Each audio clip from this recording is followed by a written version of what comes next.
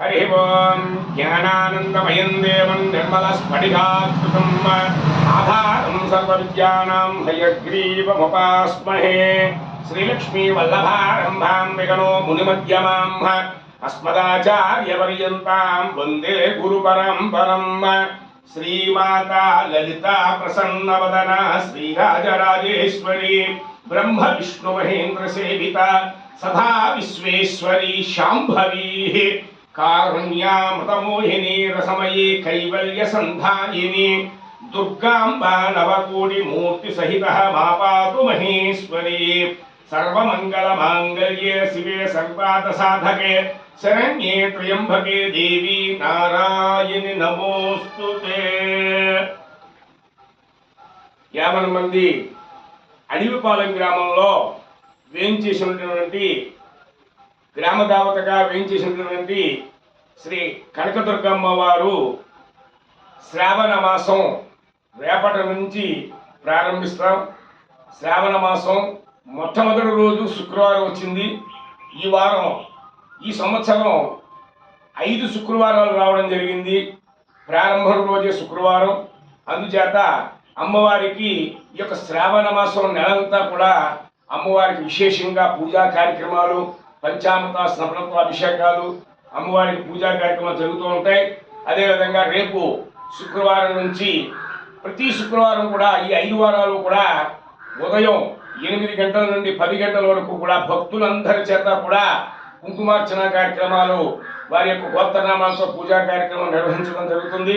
అదేవిధంగా 1, 2, 3, 4 వారాలు చేసిన తర్వాత 5వ వారం ఆఖరి వారం. ఆ ఆఖరి వారంలో భక్తులందరి చేత కూడా ముందుగా విఘ్నేశ్వర పూజ చేసి తదుపరి అమ్మవారికి పంచామృతాలు అనగా ఆవు పాలు, ఆవు పెరుగు, ఆవు నెయ్యి, తేనె, పంచదార ఈ 5 కలిస్తే పంచామృతాలు. ఆ అమ్మవారికి పంచామృతాలతో అభిషేకం, తదుపరి పలు రకాలైనటువంటి పళ్ళుతో కూడా అభిషేకం జరపబడుతుంది.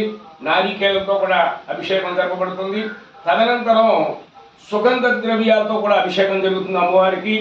ఆ యొక్క సుగంధ ద్రవ్యాలు అనగా మొట్టమొదటిగా గంధం, తర్వాత పన్నీరు, సెంటు, లవండ్ర, ఒట్టివేళ్ళు మొదలైనటువంటి సుగంధ ద్రవ్యాలతో కూడా అమ్మవారికి అభిషేకం చేసి నూతన వస్త్రాలని అలంకరించి మరియు పూల అలంకరణ కూడా చేసి తదుపరి భక్తులందరి చేత కూడా సామూహికంగా కుంకుమార్చన కార్యక్రమాలు నిర్వహించబడతాయి. ఆ కుంకుమార్చన కార్యక్రమంలో పాల్గొనే భక్తులందరికీ కూడా రాగి ప్రతిమను ఈ కమిటీ వారు అందరికీ కూడా ఇవ్వడం జరుగుతుంది.